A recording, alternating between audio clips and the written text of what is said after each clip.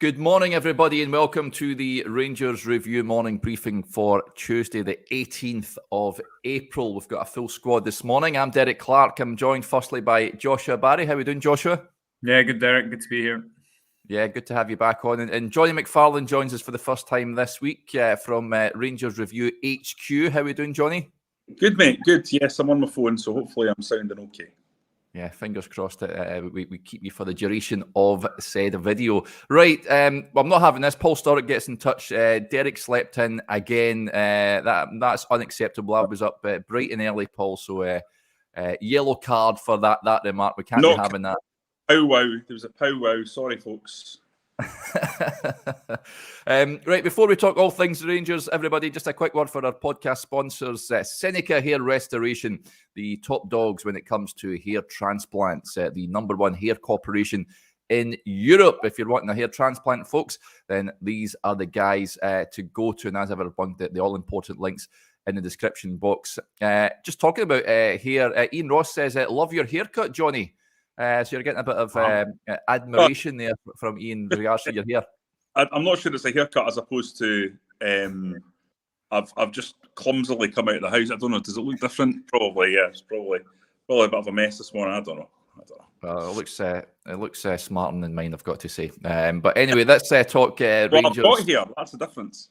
yeah, absolutely. Up on the top. Well, before we do that, you can see a little ticker below. Sorry, that I forgot to mention. We've got a cracking offer on the website just now. Just 50 pence for 2 months worth of content. Now, not only that, you can also enter a draw to win a tour of Ibrox for 4, a personalised tour with a club legend as well at the beginning of May. If you want to be in for a chance of winning that prize, then all you have to do is sign up to the Rangers Review. Head over to rangersreview.co.uk/subscribe to sign up. And just before we talk Rangers, Xander just closes off on the hair chat. Joshua says, I prefer Josh's hair. No messing about and straight to the point. So there we go. Nice comment there from Xander on your Barnet. Right, let's talk Rangers, guys. First of all, you can see in the title, my newsletter yesterday was based on Rabbi Matondo's cameo at the weekend and asking whether we may see more of him between now and the end of the season, based on the fact that Ryan Kent is, of course, injured at the weekend, but it looks like he will be heading to pastures new.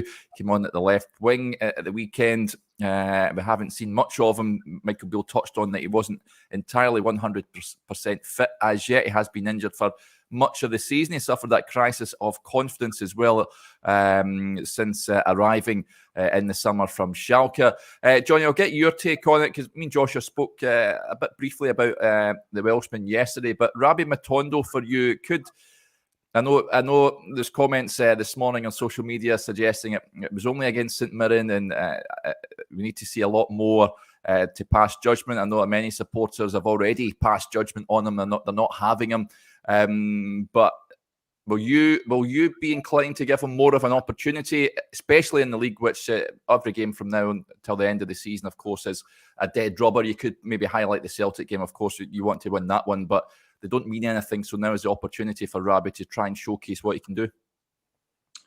Yeah, I think Rangers need to give this guy minutes because they've invested a significant salary and a significant transfer fee, something like 2.5 to 3 million on this guy, who, by the way, if you look at his stats last season, had an excellent time in the Belgian league, which is a good league, and we know that there's high-quality players there. Lots of top-class individuals have come out of that league to the Premier League, to other top European leagues, and Nico Raskin is proof that there is quality there. So there's no reason why Rabbi Matondo shouldn't be given an opportunity now if Ryan Kent isn't going to remain to put stake in the ground to become the left-sided pick of Rangers attackers. Whether or not he'll do that is up for debate. I'm not convinced Rabbi Matondo is the right kind of player for Rangers. I'll be 100% honest. I think his game is based around pace and getting in behind teams, and I'm not sure you get an awful lot of that when you're a player at Ibrox. So I don't think it's going to work. I hope he goes out there and proves me wrong, obviously. And I think Rangers as a club need to give him an opportunity to show what he can do. I think a good example of a player who had searing pace and who was kind of dismissed the same way as I've just dismissed Matondo would have been Amad Diallo. You look what he's done for Sunderland this year. Yes, it's a different kind of league and a different kind of challenge playing for Sunderland than it is for Rangers. You're not as ball dominant there. But nonetheless, Sunderland's a big club and he's delivered. So perhaps you just need to build the right sort of environment around Matondo and you'll get the best out of him. I remain unconvinced, but what do I know? I get things wrong all the time. Rabbi could come on a game and show what he's all about. So it's not exactly unusual for that to happen with a Rangers player. You know, Borna Barisic, we were all writing off in his first season, and then he came back with a bang. And I think we've seen it with other players as well down the line. Mark Hateley is another good example. John Lundstrom. So it's there for him if he wants to do it. But I do think Rangers should give him the opportunity, give him the chance to show what he could do in the league games. Clearly, you'd want Ryan Kent back to face Celtic. I'm not sure you would want to pitch Rabbi Matondo into that. I'm not entirely sure, Johnny, based on, a lot of fans, a lot of comments coming in. His performance at Parkhead was poor, to say the least. Would you want Ryan Kent back for that game? Could you trust him to go and win the game for Rangers? Yeah, you're always going to pitch in quality, and Ryan Kent is quality. You know, his numbers are one thing, but what he actually brings to the table in terms of his ball carrying, his pace, his penetration in behind, it might not always lead to the assists, and his finishing is woeful. We know that. But over the course of the season, I think Ryan Kent brings you quite a lot. And I think under Michael Beale, with the exception of that game mentioned at Parkhead, he has been pretty good. So listen, I'm always going for my best players, and Ryan Kent is one of Rangers' best players. It might be time to draw a line under Ryan Kent's Rangers career. It might be time for him to go and try something new. And it might be time for Rangers to go and get someone who can deliver 15 goals and 15 assists in a season. Because you know you're not going to get that with Ryan Kent. But I'm not leaving a player of his quality out when you're going up against Celtic. Because if you lose, everyone says after the fact, well, you know, you've left one of your best players on the bench. I'm not entirely convinced. Lots of comments coming in. I'm going to get to a few of them. David Brown says, should Matondo get a start against Aberdeen and see what he can do? He can't do much worse than Kent, who's offered nothing, especially against Celtic. And Andrew Finlayson gets in touch. Do we give the likes of Matondo, McCrory the run-in? If not, why not? Unless we plan on keeping McGregor, Kent, etc. Aberdeen next up, Joshua, on Sunday. I think I would be inclined to see either Sakala or Matondo for me to start on that left-hand side. I'm not even if Ryan Kent comes back and is fit, he's at this moment in time, it looks like he's going to be heading away from Ibrox in the summer. Based on the fact that the league has gone, I would be inclined to start Ila Sakala and maybe even Matondo up there at Pittodrie to see what he can do. Well, I think there's two sides to the kind of Kent debate, one of which I'm very much have been agreed with. You look at games like the Hibs game away from home, the 4-1 win, the Motherwell game away from home. Kent doesn't get a goal or an assist in either of those games, but he was one of Rangers' best player in both of those games. To use Lee Johnson's quote, I think he said something like he was running the game at Easter Road. So there is that side to it, and I think under Kent he's improved. Under Beale he's improved. I think at times his role is a bit misinterpreted because under Beale he's not kind of played on the last line, and he sometimes does play a bit deeper. And you'll think back to the last time that Rangers played up at Aberdeen. It was Kent's shot, obviously, that starts that comeback by getting the ball in the central area. I know that's not an assist, but doesn't happen without him. So I think there is an element of just using Kent's numbers to judge his performance doesn't make sense in my mind. But the other side of it is the role he played against Celtic wasn't that kind of free role in the middle where Rangers had lots of the ball. It was more of an out-and-out winger, one-on-one against his fullback, where his decision-making came into focus. And I think that kind of exposed him on that day. Now, Beale said that these games would dictate futures. We know that Kent is one of his favourites, so I don't know to what extent that plays into his thinking there. But I'm not set on whether I would play him in that semi-final, because I can take elements of Johnny's point, and I agree with that. And I definitely think that you can't just use the top line stats to judge Kent. But also, I agree with your point, Derek, looking at Kent's performances in those old firms recently, but also that game at Parkhead. Are you better inclined to play Tillman behind Sakala and Morelos? I don't know. Did Kent do enough in that? His decision-making in that Old Firm defeat recently, did it do enough to justify selection in the semi-final? I don't know. So I think it depends. If he's isolated out wide, then it is more about maybe his numbers, his ability to provide, his ability to make good decisions in the final third, which I don't think he did in that reverse game. And maybe that's more of an argument to play. Not so much Matondo in a game like that, because he's hardly played all season. I think he more comes into the post-split fixtures if he's going to see game time. But I certainly think there's an argument to play Sakala in that type of game alongside Tillman and Morelos. My inclination, though, would be that Beale would definitely play Kent, because he's obviously one of his favourites. Yeah, it will be interesting to see who he starts at Pittodrie on Sunday. Of course, Rangers head up there that 4:30 kickoff, which is slightly strange. And of course, Aberdeen may be without Graham. In fact, they will be without Graham Shinnie. Wouldn't they, Johnny? They had an appeal for Shinnie's red card he received against Ross County. Am I right in thinking that's been dismissed yet, or has it been upheld? We've not heard yet. Right. So, unless I've missed something, I don't think we've heard yet. Yeah. I think that's one of those ones that I wouldn't be at all surprised if it goes either way. But for me, it's a definite red card. If you're throwing yourself into a challenge with total abandon and connect with someone on their shin with your boot, then I just don't think you can allow that sort of challenge in modern day football. But there's a lot of totally disagree with me and say the game's gone. That's a red, but I think we need to stamp down on kind of wild challenges where the player who's throwing themselves in is doing so in an uncontrolled manner. They might not mean it, but they're not being exact about the way they're going in, and that can lead to serious injuries. Yeah. The game has certainly changed now. I don't think you're not able to go through like that anymore.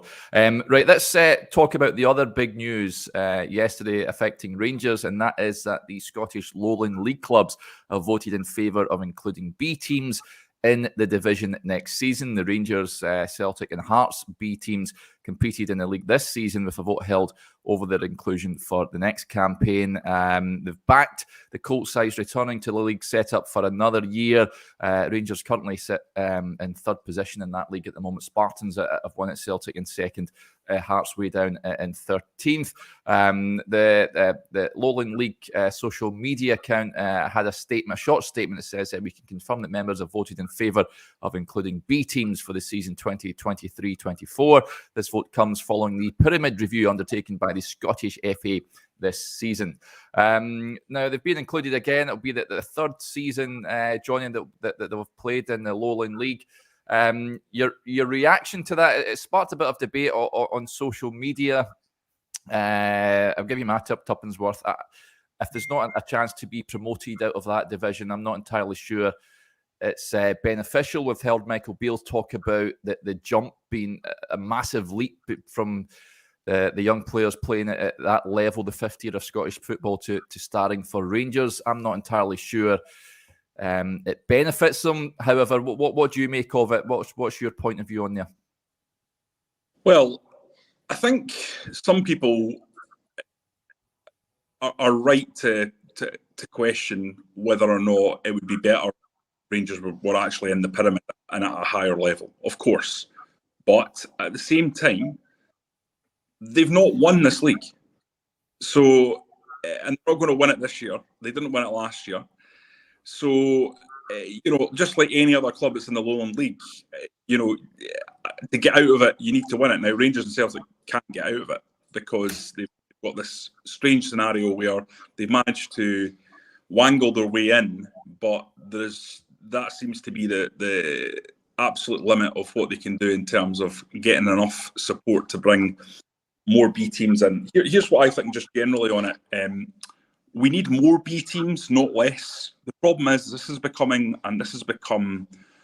an issue about the old firm dominating Scottish football, when it actually should be about youth development and about testing young players against men, forcing them to adapt to playing skillful football against physicality, forcing them to adapt to playing against guys who are looking for a win bonus, getting them into the sort of professional rigours of competitive football, rather than the staid, flat environment as academy football. It doesn't really prepare you for anything.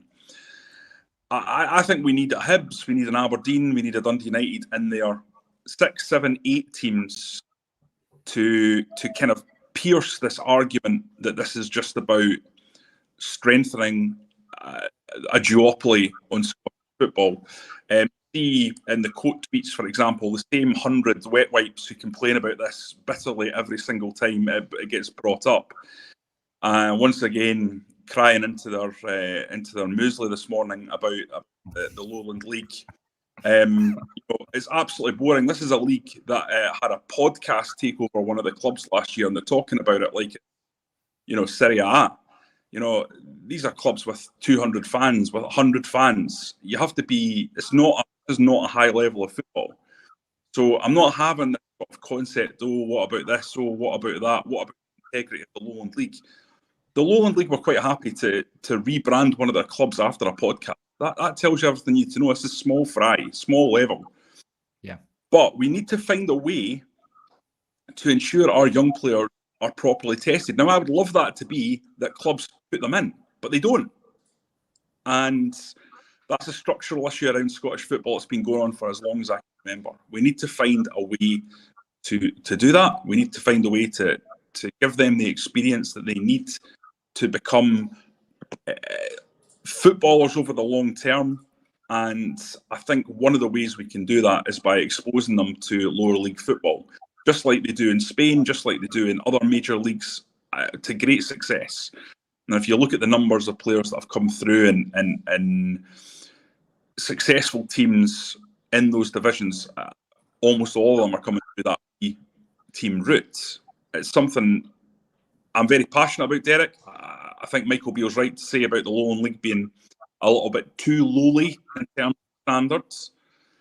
But if it's a choice between nothing and the Lowland League, then you take the Lowland League all day long, every day, because they do need to be tested in a different way. And they have the game system anyway, so it's not like they won't be playing youth football, these guys. They will be playing youth football, but it offers another challenge.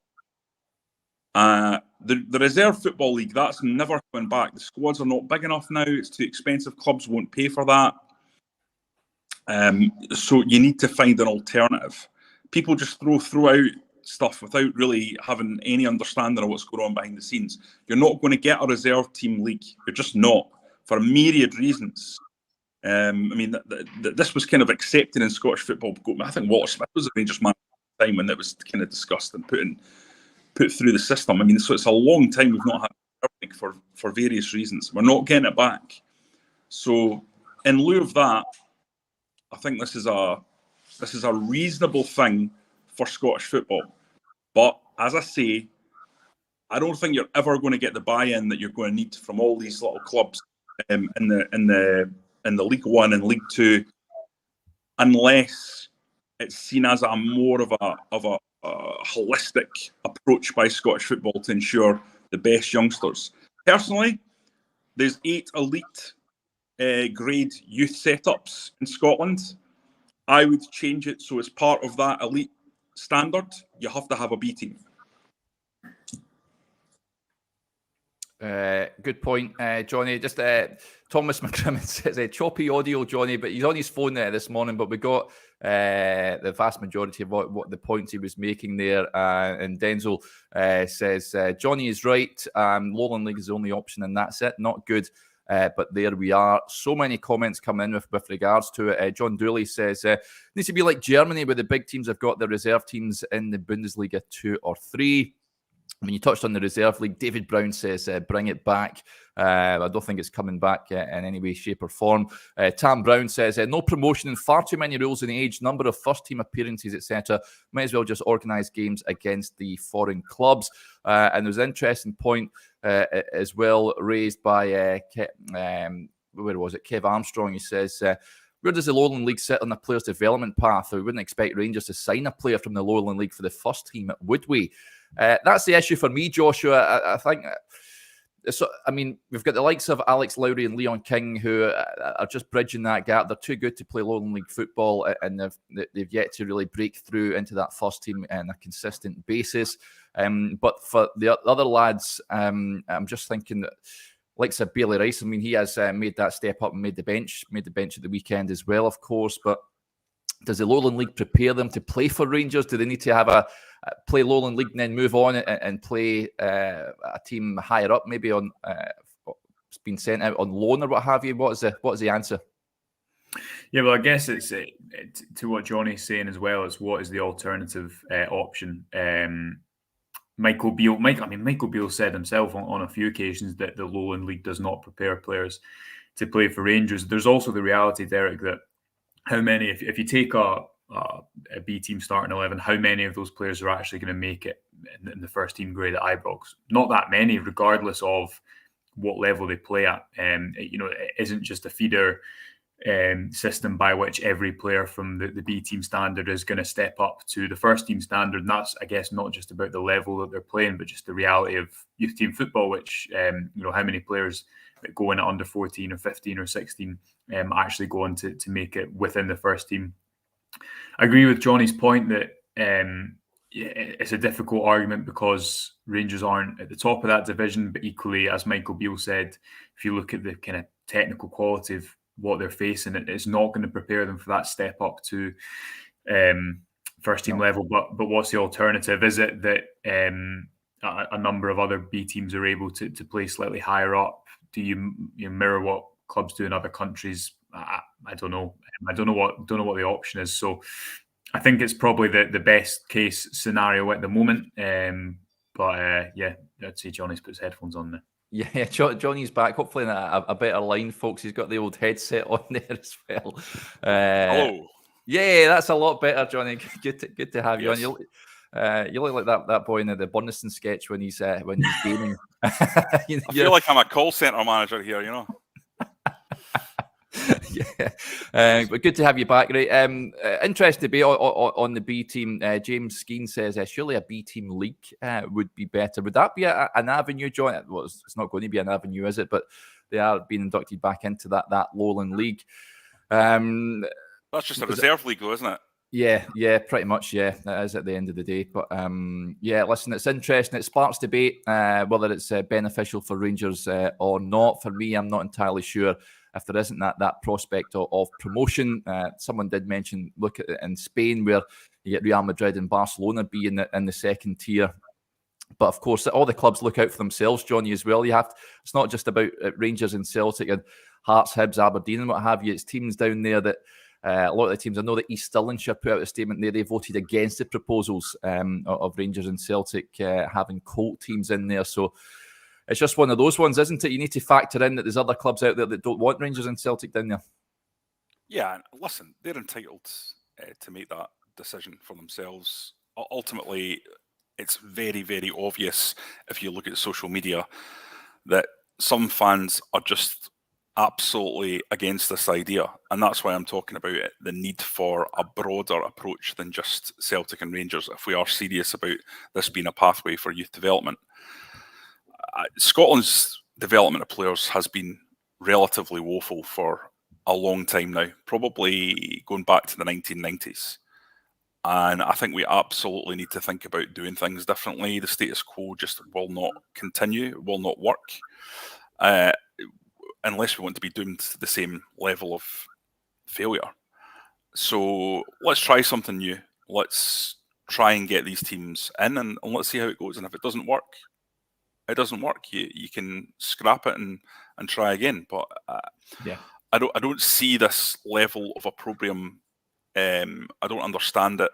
Perhaps it's because I'm steeped in the two big clubs for my entire career as a journalist. That's what I've been kind of focusing on, and maybe I just don't see the kind of the more the more nuanced approach from the kind of the guys who follow the smaller teams. But I see it as every bit as parochial as the way sometimes we can be about Rangers and Celtic, because they're just seeing it through the lens of my wee team.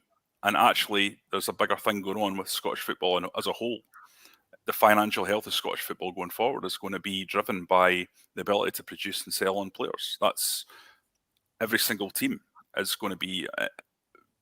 That's going to be at the heart of what they do, because if you look at what we've become a selling league. If we don't have players, then we can't sell them on. The clubs are less profitable or less able to invest and get better. So I think it's massively important that we get this right, but it's bigger than Rangers, this one. It's a Scottish football wide one, and you need everyone to come together. And unfortunately, it's almost impossible to do that, because it's like herding cats. Yeah, lots of comments coming in, Johnny, about you. Your headset. Stephen says, Johnny about to play Call of Duty. I wish I was. Mark Higgins says, hey, Johnny, how's your ultimate team getting on? You did tell us you were steeped into FIFA at the moment. Yeah, I'm having a bit of a nightmare at the moment. I didn't have a good night last night on Ultimate Team. I got several shellackings, so I'm having a serious think about my forward line, my front three. I just signed Joe Cole, right wing. What system are you playing, Johnny? Give us a bit of a rundown. 4-3-3, Josh, with three flat midfielders. So I like an aggressive, punchy midfield, not very creative. Right. I was saying earlier that my midfield was Gattuso, Keane, and I've actually just changed it. So I don't want to go into too much detail about this again, because I went into a fair amount of detail about it yesterday. But I had Odegaard in there on the left to give me a bit more attack, but I want a bit more physicality in there. So I'm in the process of changing it up, and I've just signed Xabi. So I've now got a midfield of Keane, Gattuso, and Xabi. So it's about passing, it's about physicality. That's what I like in my midfield, and I like my front three to do the work for me, Josh. But they're not doing it. They're not doing it, mate. Evidently. Josh, are you a FIFA man yourself? It sounds like you also have an ultimate team man. The kids do these days. No, I'm not an ultimate team man, Derek. I don't really know how it works, to be honest. I do like the odd game of FIFA, but. One day we're going to have a live stream game of me absolutely smashing Josh to pieces on FIFA just for a laugh. I think I would win. I think I'm good enough. I think I would be good enough to win that game, Derek. So if it was FIFA 95, you're both getting done in. That's the greatest FIFA of all time. And Kev Armstrong, played a lot of that. Just on Keane, Johnny says, Keane, how unstaunch of you. So this is Manchester United at his best, Roy Keane. I don't like to think about post Manchester United career, but right, let's move swiftly on to real life football.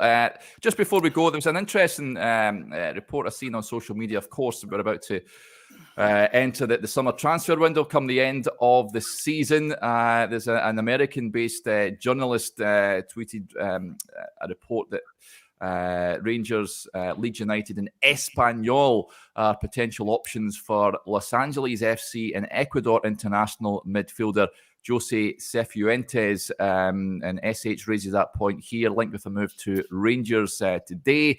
Tom Bogert is a journalist, broke the James Sands news back in the day when he made his loan move to Rangers. He added, I'd imagine a lot of teams in Europe are interested with his contract expiring at the end of 2023. He'll have an undervalued summer transfer or free in the winter. Now, I've got to say, Josh, I'll come to you. I don't know too much about this boy. As with all transfer rumours, if they are concrete, folks, we'll do a bit of digging and see if there's any truth in them, and we'll get scouting reports all rustled up on the website. Is it a guy you're aware of? No, not apart from that tweet I've seen, Derek. But as you say, it's going to be one of these things that hundreds of names are going to be linked. Some will be more legitimate than others. Beale did say last week that if the window goes as he hopes, then you should be able to trace a number of players, if not all the players, to somewhere within his career. So Yeah, that's maybe one to bear in mind when these links are popping up between now and the summer. Yeah, Johnny, what do you make of that comment? That was interesting. I thought Michael Beale said that in his press conference at the end of last week, that it wouldn't be much of a surprise. You were there. With some it's of me the to ask the question. Yeah. I thought it was quite interesting. I've seen that a lot of supporters saying we didn't really need to hear that. I could guess it can go one of two ways. It's a lot of people are now trying to identify players that Michael Beale has worked with in his career previously.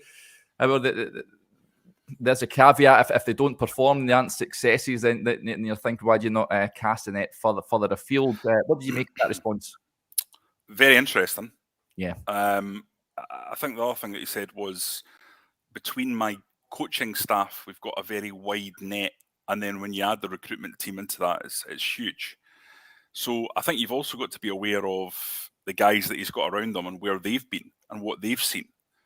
You don't need to look too far down south to see the kind of reach into the clubs that his coaching staff have had. Neil Banfield, obviously, incredibly strong links with Arsenal, with the Championship, and the other guys that he's got there are similar in terms of their reach across England. Some of them worked in the USA before. And then you add whatever Ross Wilson's been working on and John Park's been working on into the mix as well. I think there's a lot to chew over. But Beale was pretty insistent, wasn't he, that when the signings are made, we'll be able to see the links. I think that's the quote that he gave me. You'll be able to see where each signing has come from. So I think that might suggest that there'll be names that we've heard of, people that we're